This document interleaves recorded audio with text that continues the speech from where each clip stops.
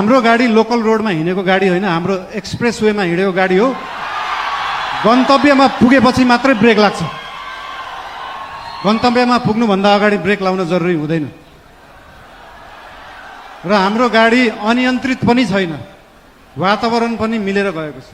त्यही भएर हाम्रो पार्टीप्रति, हाम्रो सरकारप्रति जुन चिन्ता लिनुभएको छ त्यसको लागि धेरै धेरै धन्यवाद पनि दिन चाहन्छु। चिन्ता लिनु राम्रो कुरा हो।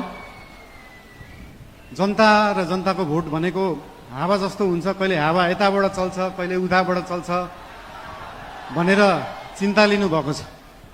हामीले कुनै हावा चलाएका छैनौँ, हामीले बाढी ल्याएर खोला फर्काएको